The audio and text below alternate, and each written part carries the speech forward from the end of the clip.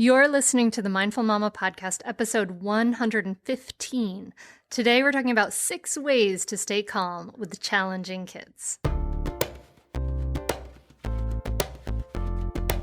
Welcome to the Mindful Mama podcast. Here it's about becoming a less irritable, more joyful parent. At Mindful Mama, we know that you cannot give what you do not have, and when you are thriving, when you have calm and peace within, then you can give it to your children. I'm your host, Hunter Clarke-Fields, Mindful Mama Mentor. I coach overstressed moms on how to cultivate self-awareness in their daily lives and to take family and life to a new level of peace and cooperation. I've been practicing yoga and mindfulness for over 20 years. I'm the creator of the Mindful Parenting course, and I'm the mom of 2 girls who challenge me every day to hone my craft. Welcome back, dear friend, and big welcome to anyone new. So glad you are here. This episode is a much requested episode, how to stay calm with challenging kids. So it's a lesson of teaching, and I hope that you really enjoy it. And these are not quick fixes, but tried and true methods. And some of the things you're going to hear, you're going to understand a little bit after listening more about the biology of your stress response, how to train your mind to be less reactive, and the magic saying that will help you chill out. So I know that this is going to be a really helpful podcast for you today, my friend. And before we dive in, I just want to let you know that I'm really excited about the upcoming Unmartyr Yourself Challenge, and it's up on the events page at mindfulmamamentor.com.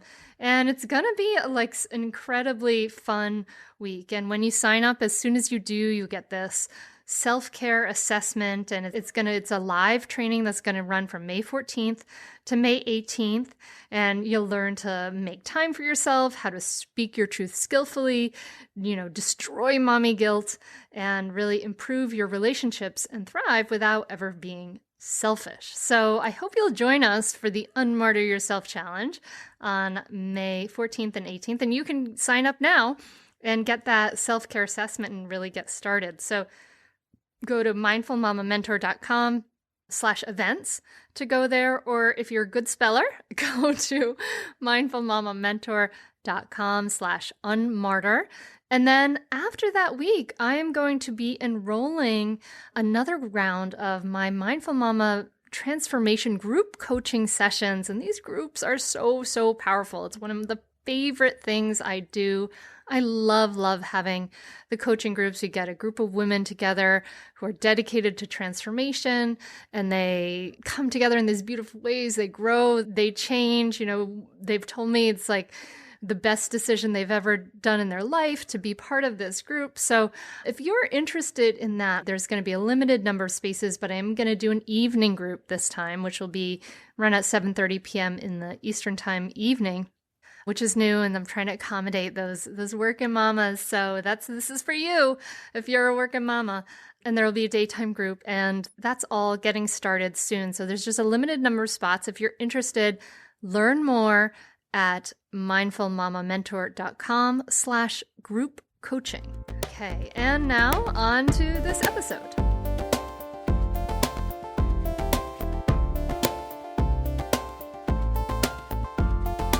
Do you have challenging kids? Do you have sensitive kids? My daughter was absolutely, and still is, absolutely a spirited child. She was much more sensitive to touch and taste and sound. She's just highly sensitive. I'm not surprised. The apple doesn't fall that far from the tree. I'm highly sensitive, and also my father is a highly sensitive child, I'm sure. So many of us have some challenging kids. I have moms write to me about, what are the best ways to stay calm when parenting challenging kids?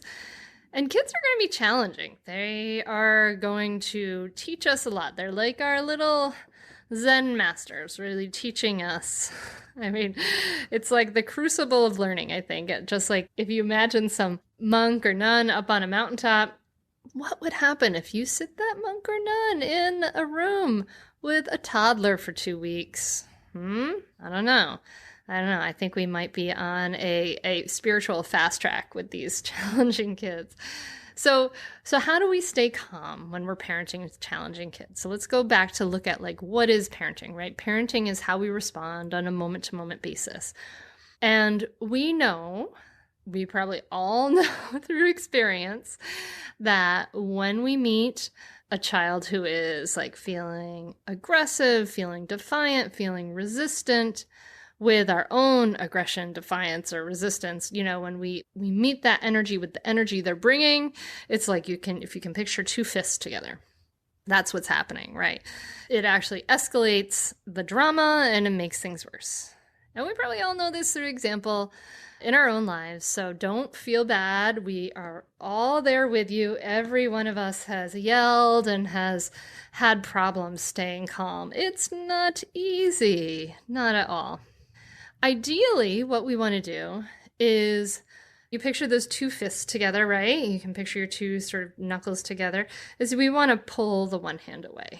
We want to take our own energy and respond with calm. And this is called non-complementary behavior. We want to take their behavior and respond maybe in the opposite way in some ways, right? And this can help diffuse the situation. So how do we do that? Well, there's a couple things to understand before we dive into ways that I have to do that 6 ways to stay calm when parenting challenging kids, is that what's happening there is that you are seeing your kids kind of as a threat, believe it or not.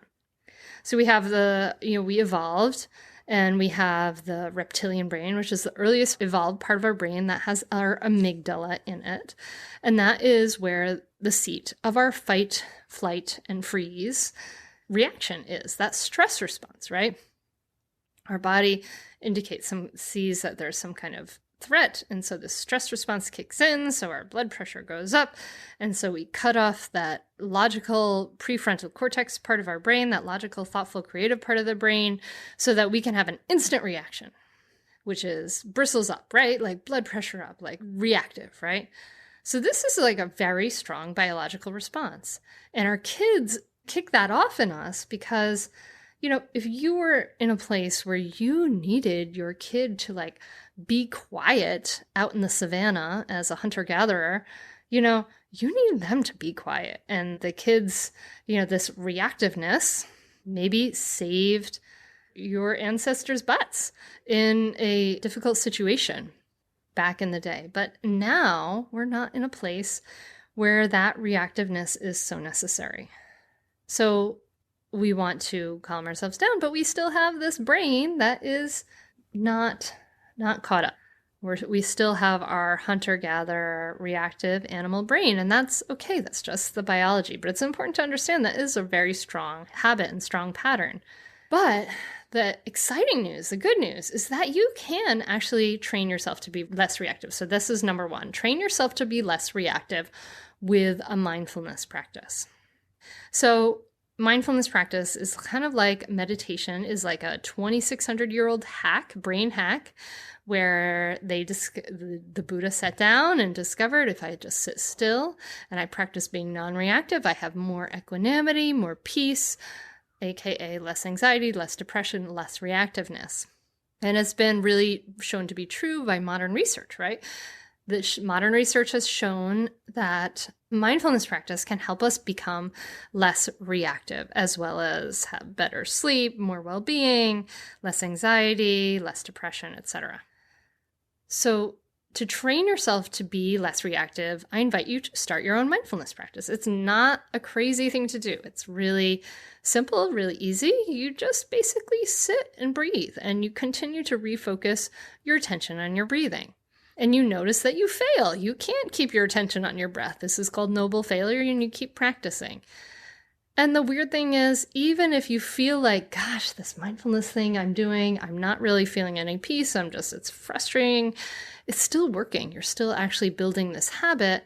And what's happening, and they've done brain scan studies to show that after some time doing mindfulness meditation, that the brain actually changes, and that the amygdala, that fight, flight, or freeze part of the brain, it actually shrinks. It actually grows less dense in gray matter, and that the prefrontal cortex, that logical, thoughtful part of the brain, creative part of the brain, it actually grows denser in gray matter. So you are creating new pathways and strengthening pathways to become more thoughtful, less reactive. And so this is the number one best way to help yourself become less reactive. And it's not like it's going to happen overnight, though. It's kind of like, it's just a bit by bit kind of thing. It's a muscle that you build, right? You're doing reps. You have to build that muscle. And so if your big game is your child's tantrum, you're not going to go in, you're not going to send your 7-year-old into the big game without having them go to a bunch of practices and build their muscle. Same thing for you. You're not going to go to your big game without practicing and building your muscle. Okay, so you can do that. I'll teach you how to develop your own mindfulness practice, what it's all about. I have a free audio guide for you that you can download for free, and it's at mindfulmomguide.com. And I'll tell you about it again at the end of the podcast, mindfulmomguide.com. So you should use that free resource to help you train yourself to be less reactive, number one. All right, number two, best ways to stay calm when parenting challenging kids. Number two may seem like a little bit of an escapey kind of thing, because number two is to beat it, to take a break, if at all possible, to take a break and take care of your own big feelings. If your kid is in a challenging situation and you're like gonna scream your head off at them, it doesn't help for you to be there. It makes the situation worse. We've heard from attachment parenting circles and things like that we want to be there when our kid is having challenging feelings. And ideally, yeah, that's great. Like if you can be there and stay attentive, that's wonderful. It shows them that their challenging feelings are okay. But if you just find, this is too much for you, it's too much in your body, that's okay. That happens. Take a break, beat it. There was definitely a time I remember when I took my youngest daughter and I put her in her crib, I closed her door, and then I went and I closed my door and I went out on the little balcony off my room and I closed that door. So I had 3 closed doors between us, and I just breathed. I took 3 minutes out there and I just breathed and I beat it. I just took a break to take care of my difficult feelings. You get bonus points in this situation if you are able to say to your child what you're doing. I'm feeling really upset by this right now. I'm going to take a break to take care of my difficult feelings. Then not only are you taking care of your feelings, you're modeling for them how to take care, a more skillful way to model taking care of your difficult feelings. So take a break. Take a break. It's allowed. It's okay. It's probably a very skillful choice in a lot of situations. Number 3, acknowledge. So when we have challenging kids, our initial response in so many instances is to try to fix what is going on, to solve the problem, right? To give advice, to fix the problem, or then to blame them, right? We have all these initial responses that are actually rather unskillful. They actually make your child more resistant to what's going on. Or, if we're always trying to fix their problems for them, it's actually a kind of a vote of no confidence, right? Like, you can't solve this problem on your own. I'm going to fix your problems. Instead, acknowledge. What is your child feeling? So if you are able to calm down and stay present, acknowledging can help you calm down and can help your child calm down. So you acknowledge in yourself. What are you feeling? Oh, this is really hard for me. You acknowledge that internally. Oh, I'm feeling this stress response. Acknowledge that internally. Just labeling it, just acknowledging it is incredibly powerful and can really change the response to the situation. It can change your response. And then if you can, best ways to stay calm is to acknowledge for your child, wow, you're really upset right now. Whoa, you are super disappointed in this. Just acknowledge what's going on for them. Half the time, they just want to be seen and heard. They just want to be acknowledged. They want to know you see and hear them. So can you acknowledge A, for you, And B, for your kids, can you acknowledge for both of you? So that word acknowledgement is really, really powerful. Just simply labeling, just simply acknowledging what's happening in this moment. Why, this is a really hard moment because you're really upset and now I'm feeling a lot of big things. Just acknowledging that can be like, it's like a pressure valve, tension release. I swear, you just try it. Work this week on acknowledging. It really is powerful. Number 4, ways to stay calm while parenting challenging kids, sigh breaths. So let's do it together. Take a deep breath in with me, fill up your belly, fill up your chest, breathe all the way up, and then let out a sigh. And again, breathe in, breathe in, breathe in. Let out a loud, dramatic sigh. If you do this sigh breath 5 or 6 times, you should try it out. And if you're listening to this in the car or on a walk by yourself, this is like a perfect time to sigh it because then people don't think you're crazy. But try these sigh breaths and they're like magic. And they've actually been researched and they've been shown that the louder and more dramatically that you sigh, actually the more effective it is in changing your brain chemistry. It releases tension. It helps you get back to center. And then if you have to be there, if you're there with your kids and you have to, you want to release, you want to stay calm, you want to release tension, tell them what you're doing. You're sighing, right? Like, what are you doing, Mom? Listen, I'm doing these sigh breaths because it helps me calm down. I'm feeling some big feelings right now. So be transparent. Then you're modeling. Again, then you're modeling some skillful ways to take care of your feelings. So sigh breaths are like magic. Seriously, 5 or 6 of those. Try it out. You're going to like it.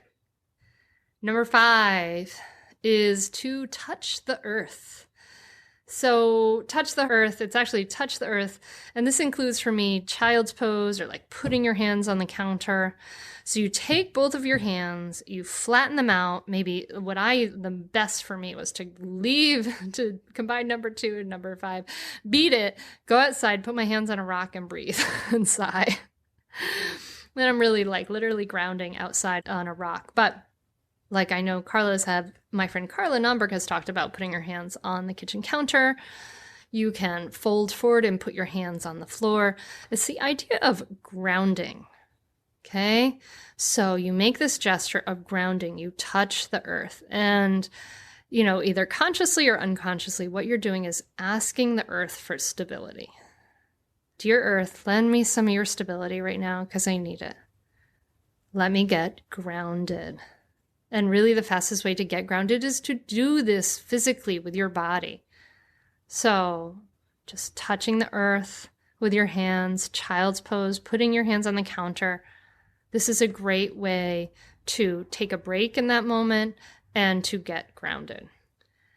And then finally, the 6th thing to help you stay calm when you're parenting challenging kids is a little saying that I talked about in another podcast, but it's a really powerful little saying, and you say it to yourself, and that is, it's not my problem. So we have a tendency as moms to try to solve all our kids' problems. And the truth is, you don't have to solve all your kids' problems. Your kids are going to be unhappy in their lives. They're going to be uncomfortable. They're going to be bored. They're going to be sad. They're going to be disappointed. Internally, it's not my problem.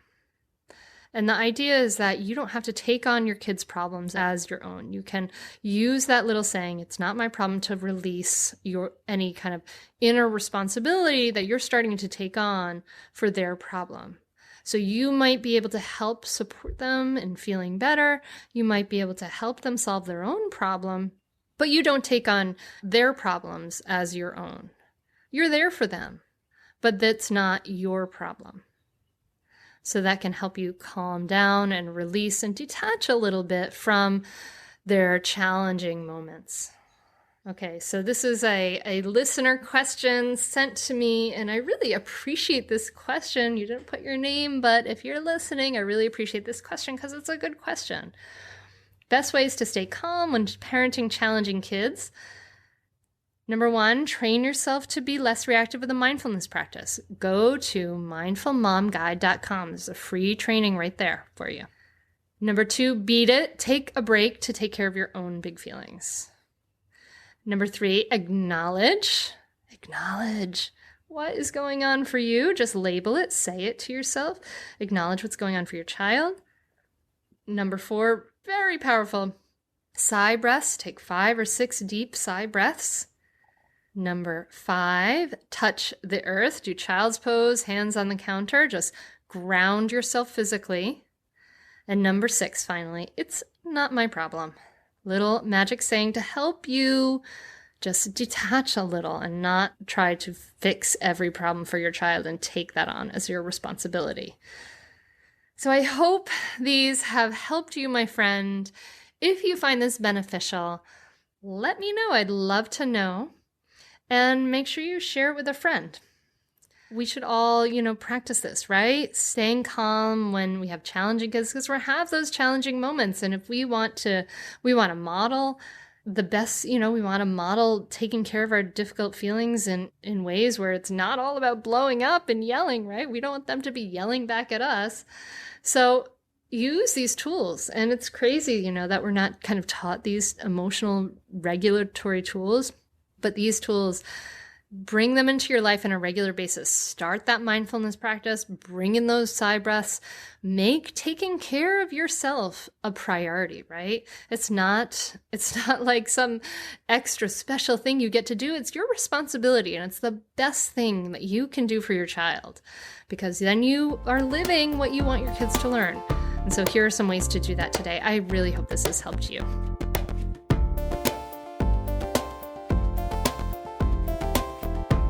Thanks for listening. I hope you enjoyed this episode and you can use these ways to just calm down. We need to calm ourselves down. And another way you can calm down is to join us in the Unmartyr Yourself Challenge Week. And that's going to be a live free training from May 14th to 18th.